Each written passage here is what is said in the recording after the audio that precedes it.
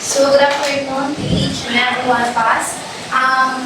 We are the group 3, and I am the one who assigned to report this topic, which is education system in Japan. So let us explore in educational system in Japan.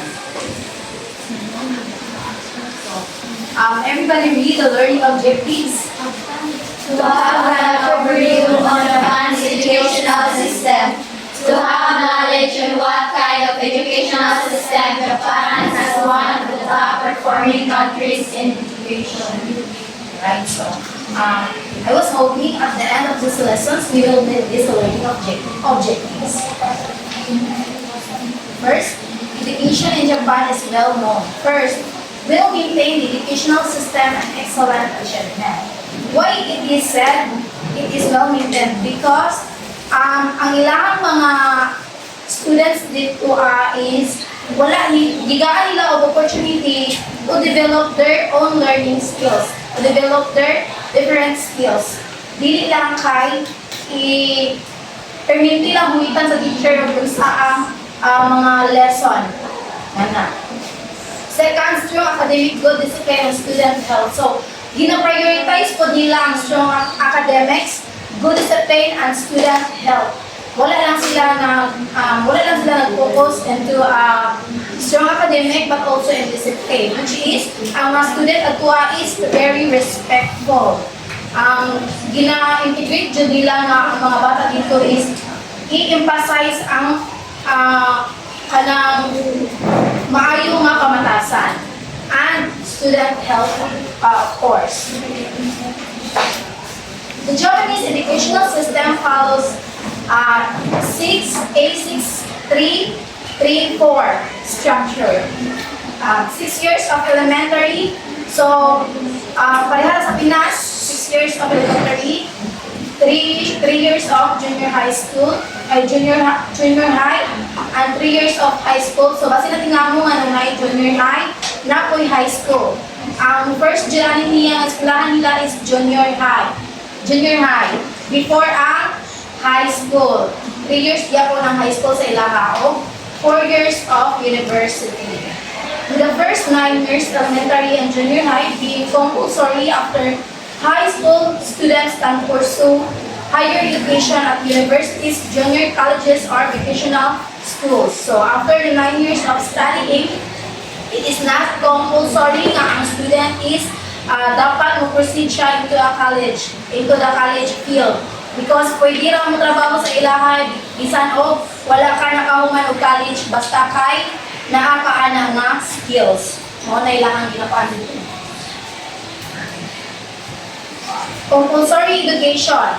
The first 9 years of education, elementary and junior high, are mandatory. So, mandatory sa ilaha ang elementary and junior high. Why is it mandatory? Because ang mga student at tuwa, mahibawaan nila na ikaw parents, wala ni mo pa-eskwelahan yung anak o elementary o niya ang iyahang edad is appropriate na musulod sa elementary na schools. Mahibawaan na nila, ikaw parents, pwede ka nila kasuhan. Pwede ka nila ipapriso. Kaya nga no, ginalakuan dyan nila, strong kayo ilang kuhan nga maka-eskwela dyan dapat ang bata. And high school entrance. Student typically enter high school based on the performance entrance examination. So kung dito sa college, naka-entrance examination, di ba? Ni-take ta og entrance examination before ta nakasulod sa Baiso, Kalapi. Which is, pareha dito sa Baiso, ay sa Japan, nga ang mga student dito, pero sa high school lang sa ilaha. Entrance examination, kung sila makasulod.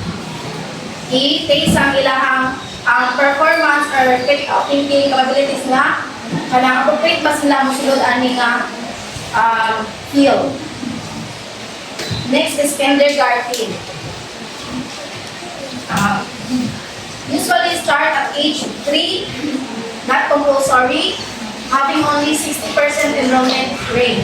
So at the age of 3, ang mga estudyante is maskwela na. So at the age of 3, kindergarten, pwede na mag-eskwela din sa Pinas. Pwede na at the age of 3, but it is not compulsory. But it is not compulsory. compulsory, having only 60% enrollment rate. Nga, ang ilang mga bata dito is play, singing songs, observations, hearing and speaking, and handicraft. So, dito sa Japan, kay parihal ko sa Pinas na paduwa-duwaon ng mga bata. Kaning mga bata mag-good ay short learning span. Ay short memory span ng mga bata. Dili dyan sila ito long term. Kanya, singing songs. So, naapod na. Apply ko na nila dito sa ilaha. Observation, hearing and speaking, and handicraft. So, pag manipulate niya po lang mga bata dito, bisan o ka ng kindergarten, ipasagdan na nila nga kantahay ka ng mag-manipulate o utang bitaw, mag nila pag-solve aning akuan, dili ingon nga ka ng madruing-druingon lang, mana. So, emphasize on being independent and necessary life habits. So, emphasize on being independent, ang mga students sa Japan is kanang mga kindergarten, maglakaw na sila sa route, sa daan. Nga sila lang. Dili na ihatod of parents. And ang mga bata is guidance lang sa kanang traffic enforcer. Mao na siya dito sa Japan. So, elementary compulsory education for 6 to 12 years old. 1 class 45 to 50 minutes. One day 4 to 6 classes. Children are not held back if they do poorly and the other way around. Focuses on foundational subjects like Japanese language, math, sciences, art, music, social studies, home economics, and physical education. So, mga niya ang ginapokusan dito sa Japan. Mga niya ang mga subject na ginapokusan nila dito. Pero dili man sa tuwa, di ba, ay sa elementary kung 45 to 50 minutes, dito pa kay 1 hour man sa isang subject. Dito sa ilaha kay 45 to 50 minutes lang. Junior high school. Part of the compulsory stage in Japanese education, student age 12 to 15, and purpose is to provide general education corresponding to students' mental and physical development on the basis of their primary education. Teacher are assigned to one subject only, 2 to 3 are men. So, ang usa ka teacher, assignan ra og duha, tulo ka estudyante. Dili pareha dili sa Pinas nga 20 plus, 15 plus ang mga estudyante nga i-handle sa teacher. Kaya maglisod ang teacher og handle og daghan ang mga students. So, nindot ni siya nga i-apply diri sa ato-ato kay mas ma-priority sa teacher ang safety o ma-cover sa teacher og unsay mga panginahanglanon sa mga bata. Additionally, subjects like English, language, moral education, and religions, no breaks in private classes.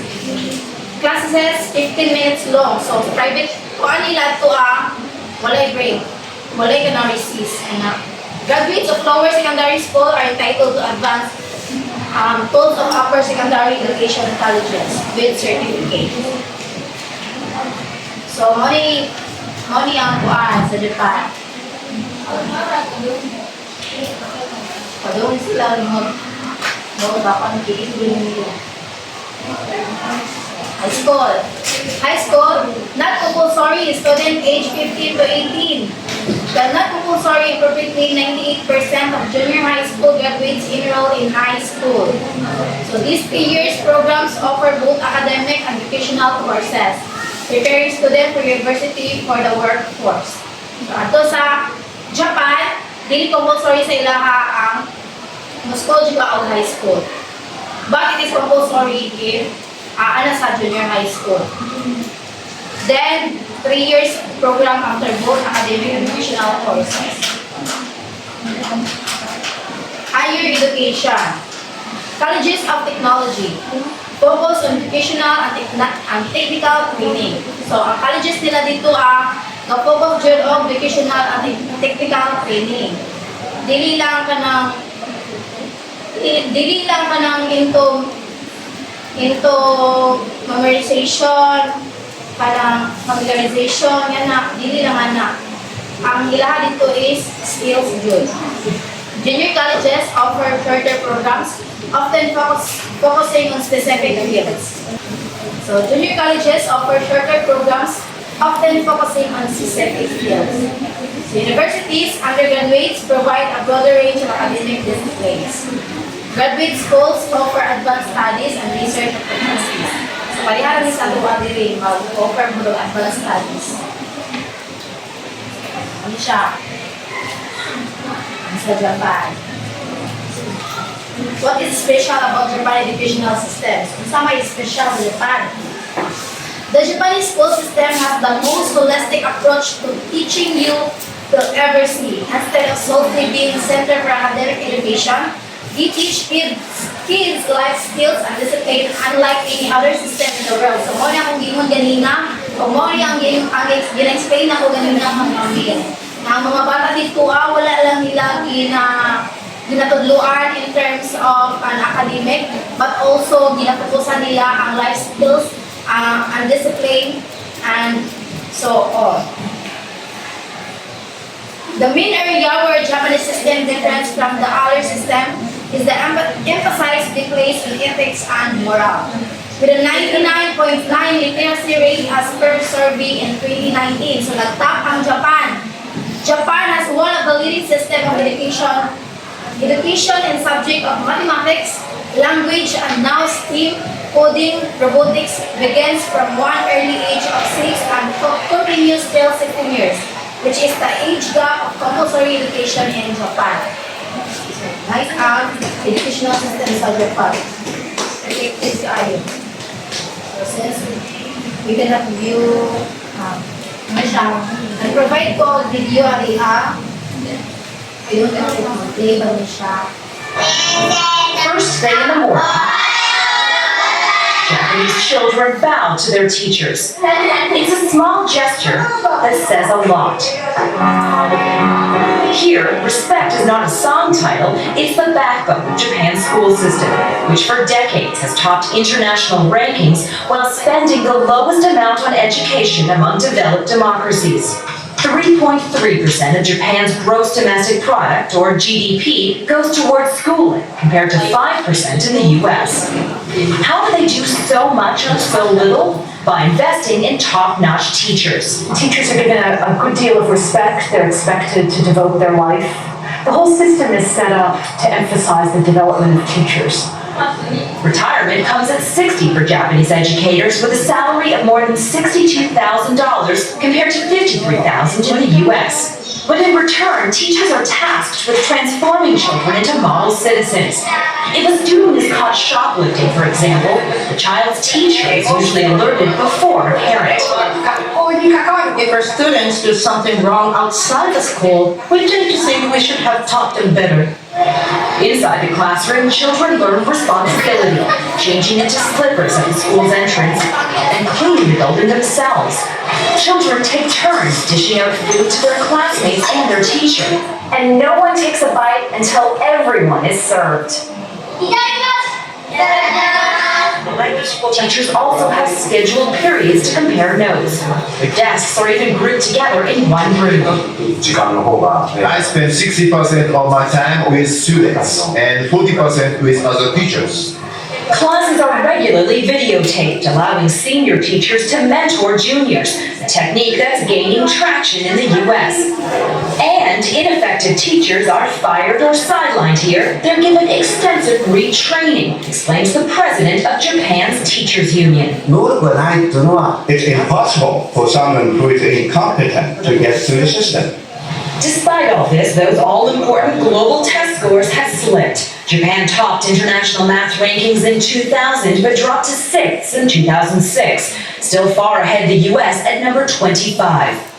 What hasn't changed in Japan is the value placed on education, best summed up by a Japanese proverb. Better than 1,000 days of study is one day with a great teacher. Celia Hatton, CBS News, Tokyo. Nga, mauna siya ang educational system sa Japan. So, very nice. Dito nakapagita ng isa kay taas na kaayo niya. Napailain na group ang discuss. So, thank you everyone for listening. And that's all.